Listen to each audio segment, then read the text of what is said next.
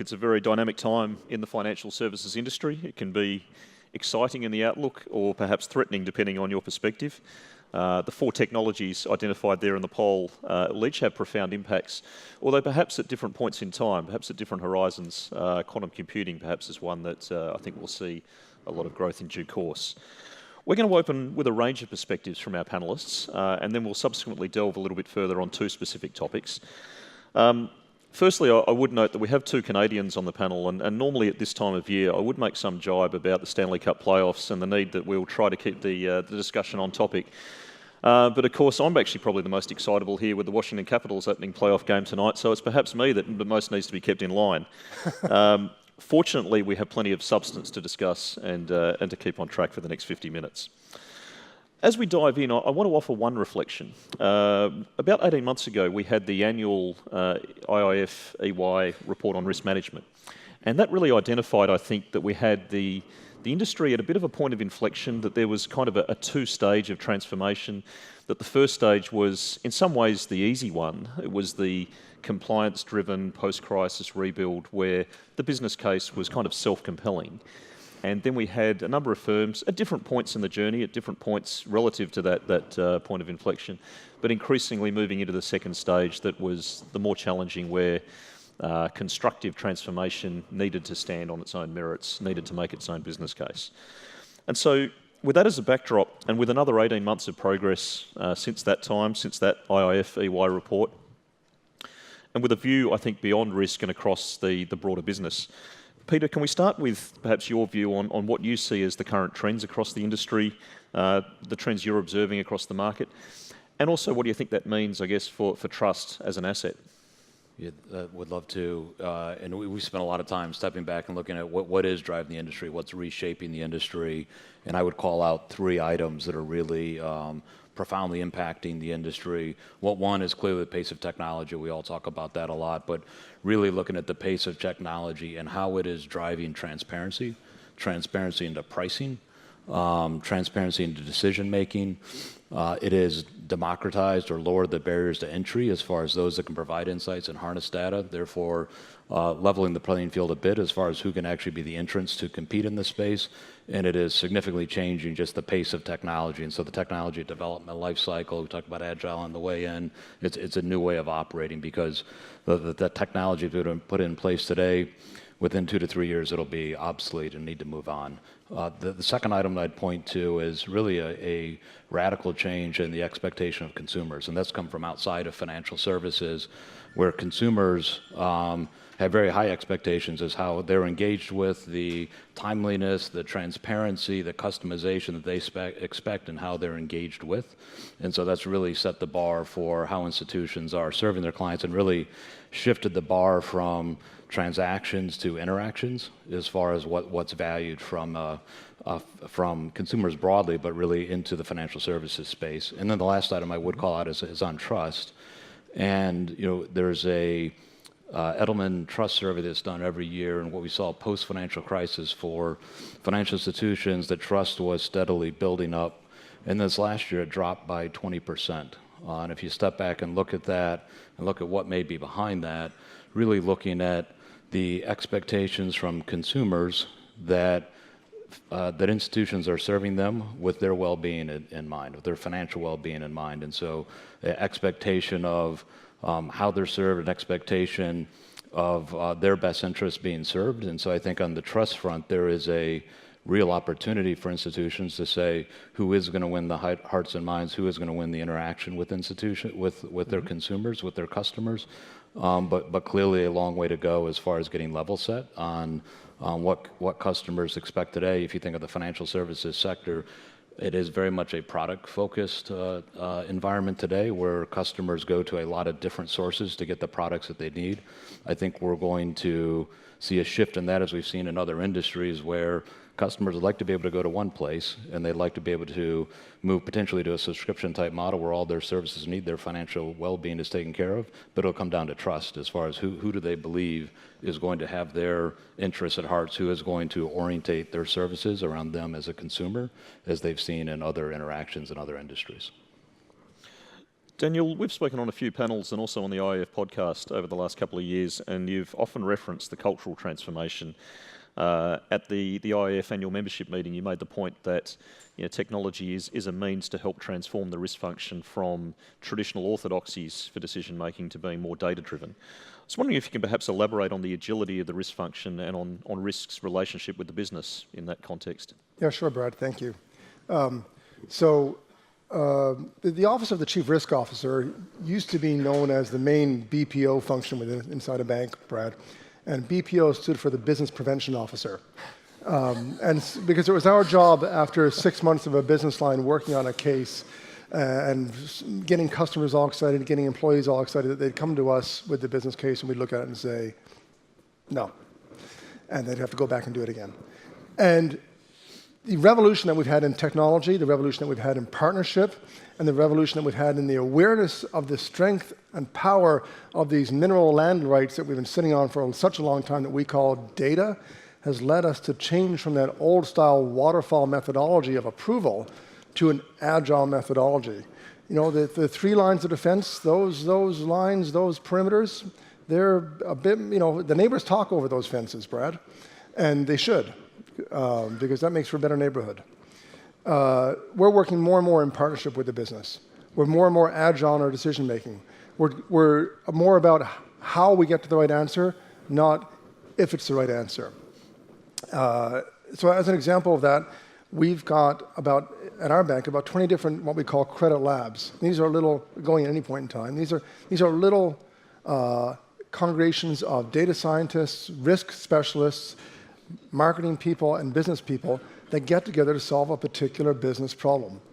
And inherently in banking, particularly in retail banking, how you solve for customer origination, how you solve for marketing, and how you solve for line management, how you solve ultimately for collections through the life cycle of a retail customer goes to the core of the management of your core asset that you redistribute in banking, which is risk.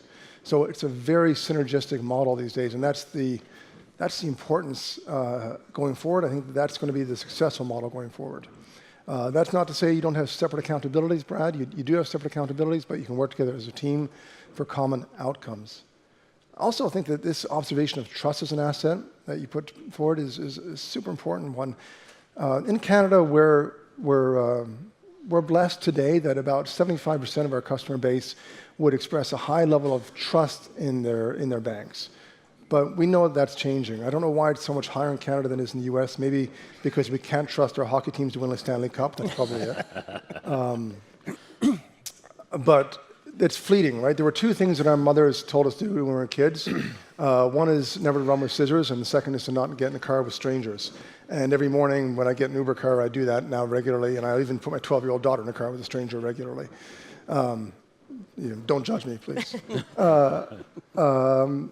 I don't run with scissors, though, still, I don't do that. But the trust is evolving, and technology is replacing the human element of trust.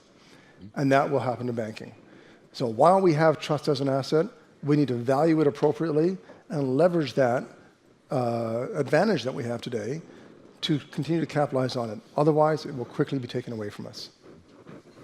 Before I go on, I should also just remind everyone, please submit your questions via the app, and I'll look to work those into the course of the conversation. But Kevin, you and I were part of a great exchange at the BAL SIG, Supervision Implementation Group, last year. It was a great outreach with industry. And I think from the engagements the IIF has had with the regulatory community on fintech and digital issues, I'd kind of characterise the regulatory posture generally as one of being anxious to learn more. Our CEO, Tim Adams, recently, when we had a roundtable on the data ecosystem, urged us to think of it as a need for humility without timidity, that we don't have all the answers, but we need to be energetic and ambitious in the way that we seek them. And I think I see a similar mantra a lot from the regulatory community in the way that the supervisors are also facing into some of these new trends. I was wondering perhaps if you can tell us a little more as to how the regulatory community is approaching digital transformation, and perhaps how you're adjusting your controls or your operational processes in that context. Sure, and coming from a regulatory perspective, we tend to be very conservative, look for stability, but in the banking industry and the financial industry overall, institutions need to innovate in order to thrive. So With that, we need to look at innovation, understand it, and one of the initiatives that our agencies put forward is responsible innovation of understanding the new technology, but also understanding the new innovative processes and how they operate, and making sure that the fundamental controls remain in place, even though they may look very differently under new technology and new processes than they had been before. And because of this, we have a responsible innovation committee that we get subject matter experts combined with our senior management looking at new processes.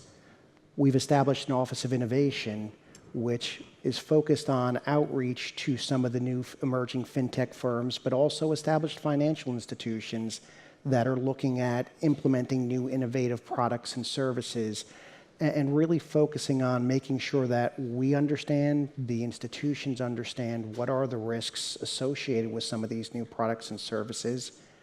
And again, how do those fundamental controls remain in place? Building on this concept of trust and maintaining the customer's trust in the institution and in the industry, ensuring that any transactions are done in a safe, sound, secure manner is going to establish that trust. They want, customers want new innovative products and services, and it's going to drive a lot of the changes we're seeing in the industry. How those are done responsibly with appropriate controls is something we've been focused on, and working with some of our regulatory counterparts, both domestically and internationally, we've been looking at there's a wide range of practices that different agencies, different regulatory bodies are taking, whether it be innovation hubs, regulatory sandboxes. We're all trying to look at these new changes because while innovation is nothing new to banking and to the financial industry, the pace of that change and the pace of innovation is increasing dramatically. So how the regulatory community, the financial institutions understand the controls and the safeguards allows them to deliver products, again, in new innovative ways, but also in a safe and sound manner. And that's very much the perspective we have and how we've been approaching this. Michelle, I want to turn to one very specific item, namely that of open banking, which is, I think, quite a growing phenomenon worldwide. It's been somewhat of a divergent path here in the US, where it's been more market-led, often with screen scraping devices that were I think largely criticised in the US Treasury report. But in other countries it's been legislative-led, initially by the UK and the EU, subsequently by Mexico, Japan, Canada, Australia and Hong Kong. But we're seeing Canada really at the moment, it's an emergence of a new open banking framework right at the moment. And I was wondering if you could share with us how that is emerging in Canada and how BMO is preparing for it. Yeah, absolutely. In the 2018 federal budget, the government declared its intent to look into open banking and appointed an advisory committee on open banking to look into the benefits and risks of implementing open banking in Canada. They came out with a consultation paper in January of 2019 and invited feedback until February 11th of this year. They've run a bunch of roundtables and one-on-one meetings across Canada in Vancouver, Toronto, Montreal, and Iqaluit to really take all of the feedback from the 5 large banks, as well as fintechs, other FIs, government, and community organizations. And their interim paper is supposed to be due this spring. Throughout the summer, I just spoke to them this week, and they said that they're probably going to run more one-on-one meetings from May to October to figure out how it could be implemented in Canada. We have a federal election coming up on October 21st, and then their final merits paper will be due out at the beginning of 2020. So with any change, they're probably going to go through another round of public consultations in the new year. So if anything's going to happen in terms of policy or regulations, it probably will not be in place in Canada until at least the end of 2020. In terms of BMO, we think that it's a great way with open banking to bring more customer experience. The concept of open banking isn't new to banks. We've been sharing data with customer consent for a long time. We support open banking moving forward in Canada, but with all industry players, we feel with the trust that we've got to have secure data access. So if it's going to be successful, we have to ensure the protection, the security, safety, fraud, and also the liability questions are talked about and implemented. And we think there's a great way to bring all the Canadian market perspectives together and have a principles-based approach where all banks and FIs, fintechs, work together with the government to ensure secure data access. Absolutely. Andy, new opportunities are accompanied by new risks, and critically from the perspective of a CRO and one who's not trying to be merely a business prevention officer, I'm sure. As you look at this, not only at State Street, but also in your capacity, you're a board member at the Global Association of Risk Professionals as well, looking broadly across the industry. What are the key risks you see associated with technological change, both with digital transformation, but also more broadly with technology? Well, Brad, there's a reason they call me the Chief Risk Officer, not the Chief Strategy Officer, and that's because somebody has to look at the downside. And given my role as the Business Prevention Officer, I look at technology change through a risk lens. And although I'm not a strategist, I've been around in financial services long enough to know that technology change continually reinvents banking. But as you said, with new technology always comes new risks. And while I could have said that at any point over the last 30 years, I contend that now we are entering a new phase. I think what's new about where we are now is that technology risk and its twin, operational resilience, are really dominating the risk agenda in ways that they haven't before. And you can see this if you look at the top risks facing large international banks. I think increasingly they're shifting from the financial risks that were the overwhelming focus in the immediate post-crisis period to non-financial risk, especially tech and resilience. Everybody knows that cyber risk is the number 1, 2, or 3 risk on each CRO's worry list, but it's broader than cyber. I think the Bank of England and the UK supervisors have it right. They're taking a wider view of resilience, which they define as the ability of firms to withstand major disruptions without impacting their clients, their markets, or the viability of the firm in continuing to deliver critical business services. And this is true whether the disruption is technologically driven or not. All of this is really leading to a new regime, I think, where tech and ops resilience are again at the top of the agenda. And just to dig down for a second, what's driving that? I think there are several different factors. It's being driven by the acceleration of automation and digitization across the industry, where you started your question. It's also being driven by the advent of new technologies, and importantly, the shortening of technology life cycles in both infrastructure and software. It's being driven by the growing dependencies on third parties, whether software vendors or systems developers or cloud providers, the ever increasing complexity that comes with much more powerful technology solutions, and then also, above all, maybe the rising threat vector posed by cyber attackers. So all this is changing the technology landscape and its interaction with the operating model in very fundamental ways.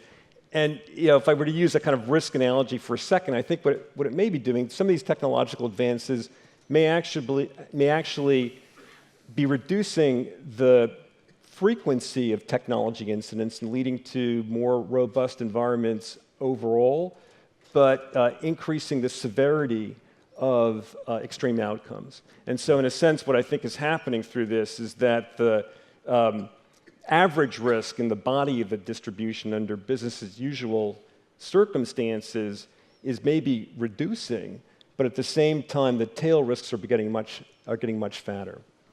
One of the points you mentioned there, Andy, was about cloud providers, and I want to hold that for a moment and circle back to it. We've had a great audience question come through on that topic, which we'll pick up. Before we do that, I firstly want to delve into the particular topic around customer-led innovation and on partnering with other technology providers, other fintech firms and the like. Let's start on customer-led innovation, and Michelle, if I could start with you. Can you perhaps describe the focus on customer needs and how that influential that is in the way that you innovate at BMO? Yeah, absolutely. This is near and dear to my heart. So we put the customer at the center of everything that we do and all experiences that we design at BMO. And we look at the desirability of what customers want. We look at the feasibility in terms of what we can do through technology, and also the viability from a business perspective. And in the past, we really looked around the feasibility around technology and the viability around risk and business. And now we've put that other question in around the desirability for clients. So the way that we do this is through human-centered design, and we bring the customers in. We understand exactly what their needs are and their pain points so that we can develop tools that are both intuitive and valuable for them. We do deep research into what customers need and what they are seeing in other places in the market. We co-create with them, we bring them in, we constantly iterate, learn, grow, along with our cross-functional team so that we've got an outcome that is exactly what they want and what they need moving forward. And we think this is a great way to provide great customer experience moving forward. In terms of partnering, we do a lot of partnering with different technology firms. We've partnered with FinAI on our Facebook Messenger chat. We've partnered with Massively on our virtual assistant, Voyant on our goals-based planning tool in wealth. We've also partnered with Intuit for our small business banking customers. And so with their consent, we're able to share data through their online portal so that they've got a better view of where their financial transactions are, and they're able to manage that better. So we see this as a great way to move forward. It's able to advance our digital agenda much faster by partnering, and we're also able to bring out the best of what different fintechs bring to the table and the best of what the bank can offer in collaboration. I think it's a great case study that Michelle describes there. And Peter, with your perspective looking across the wider industry, interested in what else you see in terms of customer-led innovation more broadly across banks and insurers? So clearly there is a much more significant focus on it than there has in the past. It's moved to the center for some institutions. If you look at institutions today, though, they're still primarily product focused, but this shift is happening. And then the question is, how do you cause that shift to happen? Because in some cases it's incremental enhancements, and sometimes it needs to be a whole leap. And so you're seeing in certain institutions where they will look to set up a digital bank within the organization separate from the rest of the organization because they just know that incremental change is just too hard. And so I think we're going to see two tracks with institutions. One, how do you keep incrementally enhancing the experience, putting the customer in the middle, improving what you do today, but it's coming from your footprint today. And you're going to see others within the same institution say, how do I set up a team to say we're going to start from scratch? And we're going to start with the customer at the middle. We're going to look at what they need. We're going to look at the journeys that they need to set up and what the features they need to provide, and build a stack underneath that from scratch and run a competition internally. And I think it's going to be this struggle of how do you meet the radically different expectations of customers. And by the way, if you don't, you're not going to win on the trust front at the end of the day, because that's what they're driving for. But how do you pace that, and how do you pay for it fundamentally? And if you look at all the change that's needed, and if you look at what I referenced before and what technology is doing, it's changing the pace of change, it's changing what you can do and how you can serve your customers. But with that pricing transparency, it is also, driving down the cost of products today, which means for large institutions, there's going to be a very significant cost pressure on them. So at the same time, you have this need to change radically on how you serve your customers. You have this legacy infrastructure, which is going to put a lot of pressure on institutions. So how do you navigate that will be I think both the opportunity and the challenge. And if you look at the partnering with other institutions, the large institutions today, they have the trust, they have the oversight, they fundamentally are about protecting their customers. They have the data flows that can drive the insights, but how do you navigate and how do you shift to this much more customer-centric focus, and how do you ensure that your customers really believe they are at the center and everything that you're doing is for their benefit? So I want to pick up the point there about partnerships, and I think this was already alluded to earlier with Congressman Hill's remarks as well. But we're seeing increasingly, as we look across the landscape of the participants in the financial services sector, that you have the incumbent firms that have very strong customer relationships, but have challenges in being able to innovate with their existing platforms. And you also have these small startup firms who have some terrific innovative thinking, but don't have customers to begin with. And there is perhaps a need for a symbiotic relationship bringing those together.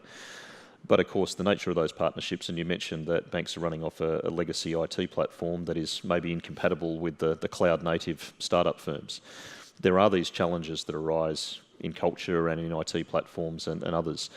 So perhaps, if we can start with Daniel and then Andy, your impressions of the challenges, the barriers to being able to forge some of those effective partnerships and how you approach overcoming those. Yeah, sure, Brad. So let me start out by reinforcing your point that the partnership with fintechs is critically important. I mean, it is, for us, much more of an opportunity than a threat. And why is that? It's because banks are rubbish at innovation. We just are. I was trying to be a little bit kinder in the way I framed it, but yeah. I didn't have enough coffee this morning. It's famously been said that our last big innovation was the ATM, and even that we did really badly, because what we did is we took a teller out and we put a machine there behind the four walls of the bank, and if you showed up between 9:30 and 3 o'clock, you could deal with a machine instead of a person. That didn't work particularly well. In fact, the only innovation that we brought to the table was the idea that we should punch a hole in the wall and put the ATM outside and maybe run a 24-hour bank instead of an 8-hour bank. So we're really bad at it. So partnership with fintech, they're good at it. That's why we're partnered with them. That's one strength they bring to the table. The other strength they bring to the table is they don't care about profitability. We're all public companies. We've got to meet our every 90 days. We've got to come up with new earnings numbers. And they're all about the innovation, so that means they can have bold ideas and they can spend for future outcomes. So they're great partners that way. But we've got three things that we bring to the table, two of which they want and one which they don't, but they're all moats. One thing, as you said, is we bring customers to the table. They don't have customers, we do. Second thing we bring to the table is we bring reputation. We talked about trust. Trust is an asset. We have that for as long as we can hold on to it. They don't. And the third thing that we have that they don't want, but it's a moat, is regulation. And we spent a lot of money over the years, the last 10 years in particular, dealing with that, and we're continuing to, and it's important. But that's a big barrier to entry for a lot of fintechs. So they can use our infrastructure to deploy their ideas and create a profitable business model while we enhance the value for our customers. But we have to deal with the legacy technology assets. An important way to deal with that is to create an abstraction layer and an indirection layer between your legacy assets and effectively, like in an open banking environment, an API level that fintechs can interact with, so that you've got a safe way for them to plug a socket into the wall that's standardized without having to blow the circuits. You have to deal with the challenges around processes and data that we have, and the privacy restrictions that we have around data. Those are big and considerable. And then lastly, you have to break down cultural change and find some way, either, as you said, Peter, through coordination in parallel or through challenger branding or challenger structures, that you create an A/B challenger model to force the two together. But either way, that cultural one is probably the most challenging of the three to deal with. Andy, would you like to add to that? Yeah, sure. So there's also a reason why I'm not called the Chief Venture Officer. And I think the challenges of dealing with fintechs in partnership really come back to the prior discussion about technology risk and resilience. And I think there are two threads here, maybe. One is that there's a reason why tech firms, startups, or even large incumbents aren't regulated, or certainly aren't regulated by banking authorities, and that's because they don't pose a direct threat to banks' customers, to markets, or to systemic risk. And I think that the lack of regulation, obviously, is what allows them to thrive in their ecosystem. It's what creates the nimbleness, the speed to market, the entrepreneurialism, which is why they can outpace banks maybe as innovators. But that also, I think, to a point that you made earlier, creates kind of gains from trade for fintechs to work with banks or through banks to access our customers, to help speed innovation. But I think they're going to do that from outside the banking system. They're not going to do that under banking charters. They're going to remain outside the perimeter of banking. And I think that's a good thing. But that leads me to the second thread, which is, okay, so if they're going to work with banks, how should banks view these third-party relationships? And I think they really have to look at it through the lens, again, of of tech risk and resilience, and how does the relationship affect the bank's overall posture with respect to tech and operational resilience? And I think banks really need to understand what these relationships mean in terms of the technology ecosystem, including cyber risk, data protection, privacy, concentration risk, critical dependencies, and the impact on overall operational resilience. And everyone's talked about trust being the greatest asset. Banks can't let these third-party relationships undermine the trust that customers give us when they give us their money, their transactions, and maybe above all these days, their data.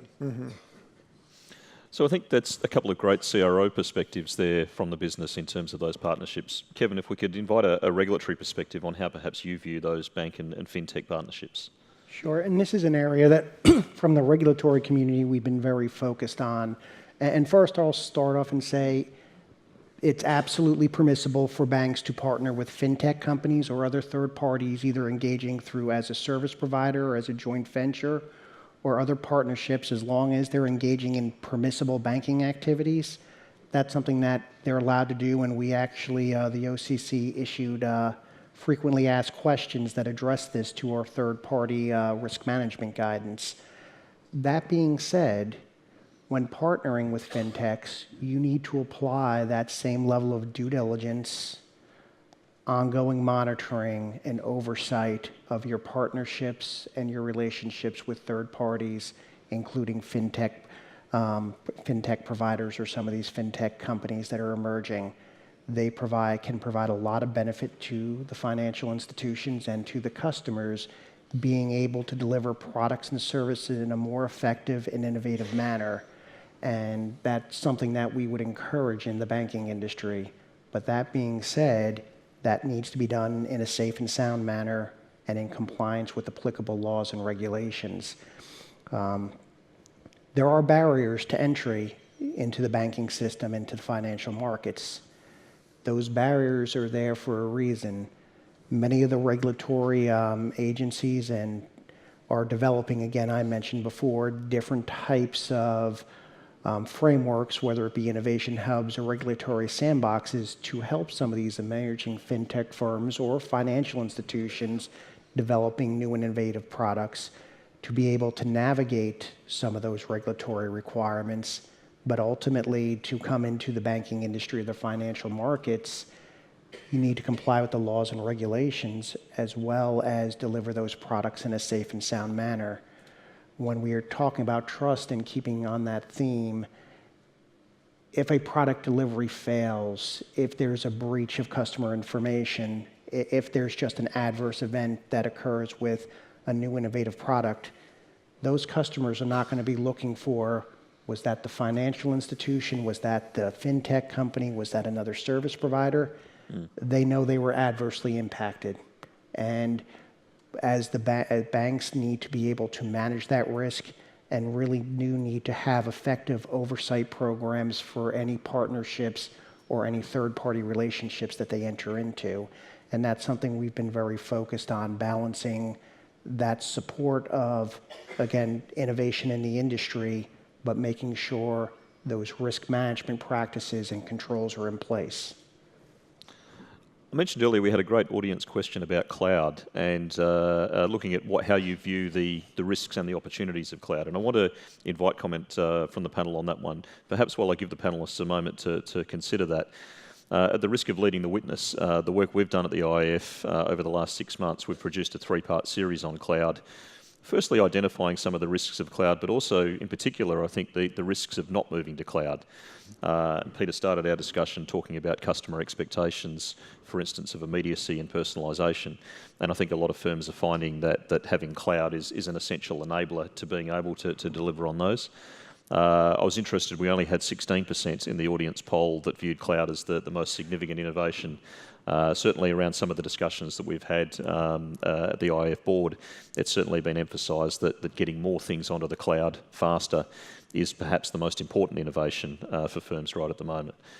But let me pause with my preamble, and if I can invite comments across the panel. Anyone want to take that one, the risks and opportunities of cloud?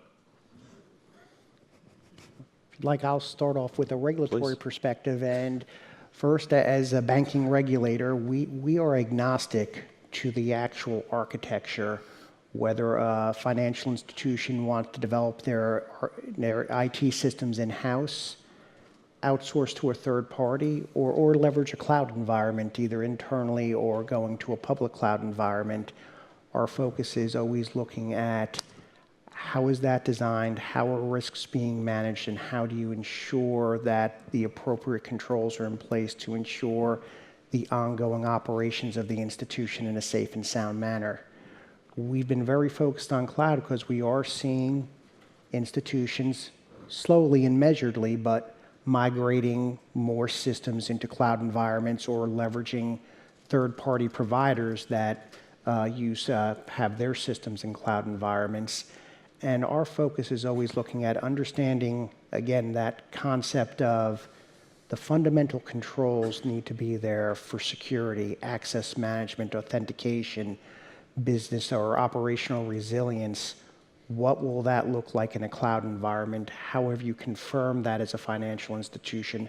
How you are able to monitor and validate that those controls are in place, whether you're operating it in-house or through a third-party provider. One of the things I'll tell you that I've observed with adoption of cloud environment is making sure you understand the shared responsibility model. And cloud environments can offer a lot of opportunities for securing your information, strengthening controls, and improved resilience. But that's not automatic if you go into a cloud environment. Those need to be designed and implemented. And often that's still going to be with the customer, and in this case, a financial institution, to do that themselves. That's not just an automatic service provided by cloud providers oftentimes. So making sure that that's done, that those controls are implemented, and that cloud environment's established with the same level of control as a traditional network environment is what we're very focused on. Anyone else want to add to that? Perhaps Daniel, could I prompt you on that? I think it's an interesting question. When we ask about how cloud will impact banking, it's a bit like saying, well, how will computers impact banking? And you might say, well, they're not going to because we're going to still keep on doing what we're doing. Cloud is an accelerator. It lets us do what we do today 10 times faster. So what happens if what we're doing today is rubbish, right? That's the problem. We don't want to have bad processes, bad data, bad customer practices, bad architecture at 10 times the speed. It's an accelerator. It's actually an enabler for every other bullet point that we had on that survey, Brad. And so for the way I think about it, the way the bank thinks about it is the cloud isn't a thing. It's like computers aren't a thing. It's how you work. It comes back to how you're organized, what your data governance practices are, what your security architecture is, and what your migration strategy to that, and what outcomes you're looking for. So all those four elements have to come together. It's not just a question of taking an enterprise data lake and stuffing it up in the cloud, because if you got rubbish here, it's going to be raining down on you from the cloud, and that's a bad outcome. You need to fundamentally make sure you're ready for the migration and ready enterprise-wide as well. I'd say that's an important point, because if you do it on a piece-by-piece basis, you're going to have the same patchwork architecture in the cloud as you do down below. So it's an important accelerator. It's an amazing way to get to scale quickly, particularly around analytics and computational velocity. And there's no doubt that the scale that the cloud providers bring exceeds what most of us can bring to the table. So going to best in practice is important, but without a fundamental, strong foundation of architecture around security, data, and customer practices, you're going to waste the opportunity. In fact, you may make things worse. I'd agree with that 100%. And I think as I look at and it's interesting to the survey, when I looked at it on the cloud side, it's lower on the list because it's just your platform. It's just your common infrastructure. It is going to be, what's really going to change, I think, is what is the platform that sits on top of that? What is your platform? What is that environment that you're going to operate in, and what are the other parties that you're going to operate with in more of an open banking environment is where you're going to set your strategy. To me, as I look at, you look at the drivers that are there, the movement to cloud is inevitable. The cost savings from that, the benefits from that are clear. It's just a matter of time and how it happens. But the real question is what sits on top of it. What does an individual institution want to own? What are they willing to rely on others to serve their institutions? It's clear that the historical of I'll build it myself, I'll maintain it myself, the life cycle on technology is way too short for that to be even an option any longer. So then it is, what do I need to own and what do I need to control? It will be hosted. But what am I going to rely on third parties to be part of that ecosystem so that I can stay at pace with where I need to go from a technology perspective?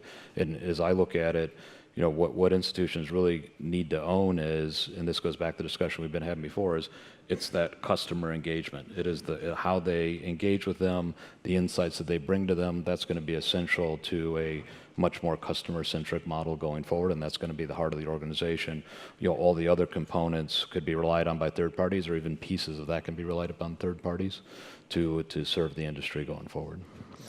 The other piece we should acknowledge, of course, is the status of the cloud service providers. And if I can just quickly foreshadow an upcoming IIF piece of work, having done the three-part series that I referred to, we've had a lot of feedback from a number of officials around the world that that they're starting to perhaps share our view that CSPs are more akin to a critical infrastructure, perhaps, but they'd like further input from us as to what that might actually look like in practice. And that'll be the next subject that we at the IIF are exploring and publishing on in the coming months. To conclude, and I'm conscious of time, I wanted to get some views across the panel on technology as a means of improving risk management. And we're going to start and finish with a CRO perspective and perhaps get some very quick comments from our other panellists in between. Andy, I'd like to start with you, and I'd like to also meld in another audience question, which was picking up on your earlier remarks about cyber. And you highlighted that cyber was potentially an existential threat, and we have a question from the audience around how you perhaps work out what's an appropriate amount to be spending on cyber in your defences in that context. So, as you reflect on technology for risk management, whether that's an angle that you could cover for us. Yeah, sure. So let me start by answering the question of what you should spend on cyber. So the answer is more. When it comes to technology, what does technology do for risk, in effect, is the question you're asking. Most of my comments today have been around the challenges of new technology, but to prove that I'm not a Luddite, I'm also a big believer that technology will revolutionize the practice of risk management for the better. And while I say that today, it's really been true throughout my career. If you were to go back into the founding days of modern risk management in the late 80s and early 90s, the ability to implement the basic building blocks of quantitative risk management was really powered then by distributed analytics from the spreadsheet revolution. And then over the intervening years, we've had successive generations of those tools rolled out, driven by exponential increases in processing speed and memory, which have led to much more powerful applications and much more stable environments. But looking ahead, I think we're going to see equally dramatic impacts from technology change in risk management. And I think there are almost maybe two ends of a spectrum where this change is going to occur. On one end of the spectrum, you have artificial intelligence and machine learning really pushing out the frontier of possible in analytics, especially where it's driven by big data. And this is already the case in the consumer space, in credit scoring, fraud detection. We're experimenting with using these techniques in other large data problems. For us, intraday liquidity is an example. So at the sophisticated end of the spectrum, you see AI and machine learning kind of defining the frontier. But then also at the unsophisticated end, in terms of risk reporting, monitoring, routine administrative processes, this is where automation and robotics is taking over. So in a sense, risk managers are being squeezed at both ends. And I can envision a future, hopefully beyond my career horizon, where the risk manager is squeezed between the AI machines on the one end and the robots and the automated solutions on the other end. And I just hope there's still room left for humans in the middle, because the most challenging risk questions, by definition, are going to be those that are not able to be automated and that can't be solved by an algorithm. I'm conscious we're hitting time, but I'd like to get a quick 1-minute comment from our other panelists. Michelle? Yeah, I think there's absolutely room for humans in the future. And so what we've done in terms of AI and predictive capabilities in terms of fraud, but we've also used smart process automation in terms of lowering cycle time cost and sort of the operational risk feature. And so looking at the AML space, compliance, and so what we've done there is we've put bots in to take the lower judgment tasks and then use the staff that we have in order to look at the exceptions and really look at the higher value tasks, so we can cover more ground and make sure that we've got the risk that's taken into account. So. Kevin? Sure, and being aware of time, I'll keep it very short in that absolutely we see a lot of potential for financial institutions to increase their capabilities of using more sophisticated models and AI and use of greater amount of data that's available to manage risk. We're looking very closely now. We're hearing terms such as RegTech for using some of these advanced technologies to better manage regulatory risk, and even one that I was surprised to hear, SupTech, supervision technologies for the regulatory agencies to better monitor risk in the financial industry. So this is all something that we're seeing and very closely monitoring. The one comment I do want to add is that comment on, is there still room for the human in the middle between the models and the robots? I always look at these as, I hope they're going to be viewed and used as tools to help inform risk decisions, not simply make those risk decisions automatic, and really being able to use the technology to make smarter decisions, but still having the bank management make those decisions. Yep, absolutely. Peter? I would say if you just fast forward to a fully digitized financial services environment, you can see how risk management is substantially enhanced, real-time monitoring, mitigation, but I'd pick up what Andy said before. I think we can manage the day-to-day risk very effectively, much more effectively than can be done today. But given the pace of which decisions will be made, the pace at which data will be flowing, the pace of which trades will be actioned on an automated basis, the tail risk is pretty high. And so I think as institutions need to continue to look at their financial risk management, but the operational risk management as information decisions move faster and you get to a tail type event, you have all the controls in place that you need to mitigate that. And that will be at an institution level, and that'll be at a broader financial services sector as well. Daniel, could I get a final word from you? And I want to just think of machine learning here, which we noticed was the most prominent in the audience poll.